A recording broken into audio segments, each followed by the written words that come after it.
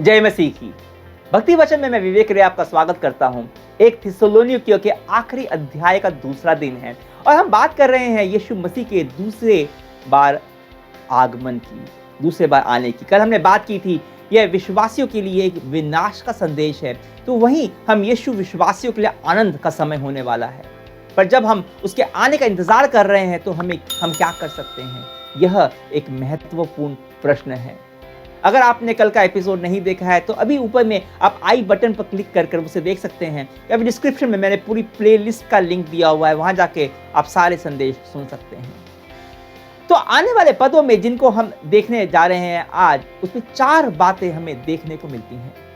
एक वो जो करना नहीं है, और बाकी जो हमें 3 बातें जो हमें करनी है यीशु के वापस आने के संदर्भ में। सबसे पहले कि जब यह होगा हमें अचंभित नहीं होना है, ताज्जुब करने की कोई बात नहीं, कोई आवश्यकता नहीं है। पर 4 और 5 में पौलुस कहता है, किंतु हे भाइयों, तुम अंधकार के वासी नहीं हो कि तुम पर वह दिन चुपके से चोर की तरह आ जाए। तुम सब तो प्रकाश के पुत्र हो और दिन की संतान हो। हम ना तो रात्रि से संबंधित हैं और न ही अंधेरे से। पौलुस ने कहा कि तुम अंधकार के वासी नहीं हो जिनके पर चुपके से चोर आ जाए। कल हमने बात की थी कि यीशु अचानक से आने वाला, जैसे चोर आता है बिना किसी सूचना के अचानक, जब आप निश्चिंत होते हो उस समय। और हम जानते हैं कि अधिकतर चोर अंधेरे में ही आता है, रात के समय। पौलुस इन पदों में कह रहा है, हम जो विश्वासी हैं वो प्रकाश के पुत्र हैं, ज्योति के पुत्र हैं। हमें जिन्हें पहले से बता दिया गया, हम अंधकार में नहीं हैं। हम जानते हैं कि अंत आएगा और उससे पहले यीशु वापस आएगा अपनी कलीसिया को समेटने के लिए और बाकियों का न्याय करने के लिए। तो हमें क्यों घबराना? अगर हम पहले से ही किसी घटना के बारे में जानते हैं तो क्यों कर हम उसे लेकर अचंभित हों? और यीशु ने साफ कहा है, वो आएगा तो वो आएगा, तो हमें उस समय ताज्जुब करने की बिल्कुल भी आवश्यकता नहीं है। तो हम जब उसके आने का इंतजार कर रहे हैं तो हमें क्या करना चाहिए? पर 6 से 7 में पौलुस कहता है, इसलिए हमें औरों की तरह सोते नहीं रहना चाहिए, बल्कि सावधानी के साथ हमें तो अपने पर नियंत्रण रखना चाहिए। क्योंकि जो सोते हैं रात में सोते हैं, और जो नशा करते हैं वे भी रात में ही मदमस्त होते हैं।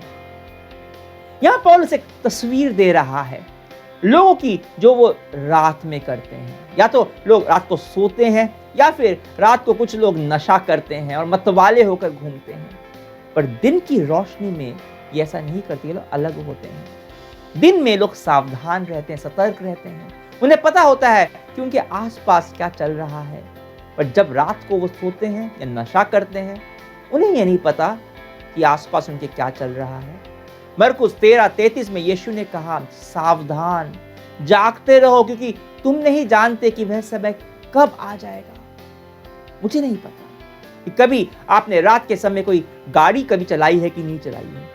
आपको नींद आ रही होती है और गाड़ी चलाते समय आपको अत्यधिक सावधान रहना होता है, सतर्क रहना होता है। यह दोनों बातें जानते हो आप कि कहीं से कोई भी गाड़ी आ सकती है, और अब ये भी जानते हो कि आपको नींद आ रही है, कहीं आंख ना लग जाए, झपकी ना लग जाए। वैसे ही इस सच्चाई की जानकारी कि यीशु कभी भी आ सकता है और हम असावधान होकर प्रलोभन में पड़ सकते हैं। हमें अधिक सावधान होने की आवश्यकता है, इस बात की अपेक्षा कि यीशु कभी भी आ सकते हैं अचानक से। हमें नींद से जागना है और सावधान करता है हमें ये। तो हमें अचंभित नहीं होना है और हमें सावधान रहना है।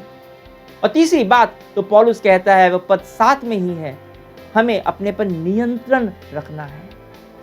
पौलुस ने रोमियो 13:12 में कहा है, रात लगभग पूरी हो चुकी है, दिन पास ही है, इसलिए आओ हम उन कर्मों से छुटकारा पा ले जो अंधकार के हैं।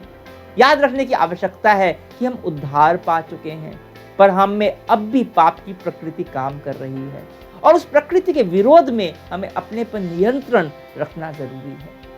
पर कैसे रखेंगे नियंत्रण? एक तो सावधान रहकर, और आगे पद 8 में पौलुस बताता है, किंतु हम तो दिन से संबंधित हैं, इसलिए हमें अपने पर काबू रखना चाहिए। आओ विश्वास और प्रेम की झीलम धारण कर लें और उद्धार पाने की आशा को शीर्ष स्थान की तरह ओढ़ लें। यही सरल हिंदी अनुवाद में ऐसा लिखा है, अब इसलिए कि हम दिन के बने हुए हैं, हम विश्वास और प्रेम का कवच तथा उद्धार की आशा का टोप धारण कर व्यवस्थित हो जाएं। क्या है अपने पर नियंत्रण? एक विश्वासी के लिए आत्मनियंत्रण का मतलब खुद की कोशिशों से ऐसा करना नहीं है। इसका मतलब है कि आप परमेश्वर की सामर्थ्य पर भरोसा करते हो, जिसे आप गलत कामों को ना बोल सको और सही काम को हाँ बोल सको। सही काम जैसे कि परमेश्वर के साथ समय बिताना, दूसरों की मदद करना। अब सच बताऊं, गलत काम को ना बोलना और सही काम को हाँ करना, ये दोनों ही कठिन लगते हैं। तो पौलुस यहाँ बता रहा है कि हम विश्वास और प्रेम का कवच तथा उद्धार की आशा का टोप धारण करो। यह कवच और टोप की तस्वीर नए नियम में कई बार हमें देखने को मिलती है। यह तस्वीर थी एक रोमियो सैनिक की, जो बिना कवच और टोप के कभी भी युद्ध में नहीं जाता था। अगर आप युद्ध में जा रहे हो तो युद्ध पर जाने से पहले अपने कवच को धारण कर लो, टोप पहन लो। युद्ध में पहुंचकर युद्ध के बीच में थोड़े ना पहनोगे। पौलुस यहाँ याद दिला रहा है कि एक विश्वासी का जीवन प्रतिदिन युद्ध का जीवन है, युद्ध का जीवन है। हम रोज कई प्रकार के प्रलोभनों से संघर्ष करते हैं, हमारे चारों ओर बुराइयां हैं, हम उनसे बचते हैं और इसके लिए युद्ध पर जाने से पहले पौलुस बताता है विश्वास और प्रेम का कवच और आशा का टोप पहन लो। विश्वास, प्रेम और आशा, ये तीन विशेषताएं हैं। ये तीन विशेषता ही विश्वासी जीवन की आधार है। आपको याद होगा, इनके बारे में हमने पहले सप्ताह भी बात की थी। पर इनको धारण करना, विश्वास रखना, प्रेम से प्रेरित निर्णय लेना और आशावान रहना, यह प्रतिदिन का काम है। रोज करना होता है, हर घंटे, हर पल, और तभी हम अपने पर नियंत्रण रख पाते हैं। तो अचंभित ना हो, सावधान रहो, अपने पर नियंत्रण रखो। और चौथी बात जो पौलुस बता रहा है, एक दूसरे को सुदृढ़ करो, प्रोत्साहित करो। जब पौलुस थिस्सलुनीकियों की मंडली को यह पत्र लिख रहा था, तो वह जानता था कि वो लोग उत्पीड़न का सामना कर रहे हैं, सतावट का सामना कर रहे हैं, डर का सामना कर रहे हैं, अनिश्चितता का सामना कर रहे हैं। और कहीं ना कहीं किसी प्रकार से हम लोग भी यही कर रहे हैं, हमारे जीवन में हम सामना कर रहे हैं। इसलिए पौलुस पद 9 से 11 में कहता है, क्योंकि परमेश्वर ने हमें उसके प्रकोप के लिए नहीं, बल्कि हमारे प्रभु यीशु द्वारा मुक्ति प्राप्त करने के लिए बनाया है। यीशु मसीह ने हमारे लिए प्राण त्याग दिए, ताकि चाहे हम सजीव हैं चाहे मृत, तब वह पुनः आएगा, उसके साथ जीवित रहें। इसलिए एक दूसरे को सुख पहुंचाओ और एक दूसरे को आध्यात्मिक रूप से सुदृढ़ बनाते रहो, जैसा कि तुम कर भी रहे हो। परमेश्वर ने हमें अपने प्रकोप के लिए नहीं बनाया, हमें बनाया है प्रभु यीशु द्वारा मुक्ति पाने के लिए, उद्धार पाने के लिए। बाइबल की सच्चाई यह कहती है कि सबके पास इसका एक आमंत्रण है, पर मुक्ति के लिए, उद्धार के लिए वे ही लोग बनाए गए हैं जो इस आमंत्रण को स्वीकार करते हैं स्वेच्छा से। जो लोग इस आमंत्रण को स्वीकार नहीं करते, वो लोग परमेश्वर के प्रकोप के लिए बने हुए हैं। तो आप लोग जो यीशु के द्वारा मुक्ति पाए हुए हो, पद 10 में पौलुस कहता है, वे लोग यीशु के पुनः आने पर, वापस आने पर उसके साथ हमेशा के लिए जीवित होने के लिए बनाए गए हैं। चाहे वे लोग उसके आने के समय तक इस शरीर से जीवित हो या फिर मृत, वे पुनरुत्थान के बाद हमेशा के लिए जीवित रहेंगे यीशु मसीह के साथ। इसलिए तो प्रभु यीशु ने अपने प्राण को त्यागा था ताकि हमें जीवन मिले। तो जब आप यीशु मसीह के वापस आने का इंतजार कर रहे हो, तो क्या होगा आपके जीवन का रवैया? मैं तस्वीर देता हूं। आपने कभी रेल की यात्रा की है? रेल के प्लेटफॉर्म पे ट्रेन का इंतजार किया है, जहां पे बहुत भीड़ है? आपको 3 तरह के लोग दिखाई देंगे। एक जो सो रहे हैं बेखबर, उन्हें कोई फर्क नहीं पड़ता ट्रेन आए ना आए, कब आए। दूसरे वो जो भीड़ लगाकर बार बार देख रहे हैं, धक्का मुक्की कर रहे हैं, उनको शक है कि ट्रेन आएगी भी कि नहीं आएगी, या आ गई और वो लोग ट्रेन पर चढ़ नहीं पाए तो क्या होगा। दिमाग शंका से भरा हुआ है, संदेह से भरा हुआ है। या फिर तीसरे जो एक स्थान पर खड़े हुए हैं, तटस्थ इंतजार में, पर बिना घबराए हुए, सावधानी से इंतजार करते हुए, नियंत्रित और शांत, विश्वास के साथ ये जानते हुए कि ट्रेन आएगी और वे लोग उसमें चढ़ेंगे। अशांत होने की आवश्यकता नहीं है, धक्का मुक्की करने की कोई भी जरूरत नहीं है, पर सावधान रहना कि जब ट्रेन आए तो उसके लिए हम तैयार रहें, सावधान रहना कि इस बीच में जो धक्का मुक्की हो रही है कहीं हम उसका अंश ना बच जाए। सावधान रहना अपने सम्मान के लिए, कहीं अपनी कि यह असावधानी अपनी शांति भंग ना कर दे। ये 3 रवैये हो सकते हैं। अब जब आप विश्वासी हो तो पहला रवैया आपका नहीं हो सकता कि आप बेखबर हो। तो कौन सा रखोगे? या तो शंका और घबराहट का, या फिर सावधानी और नियंत्रण वाला।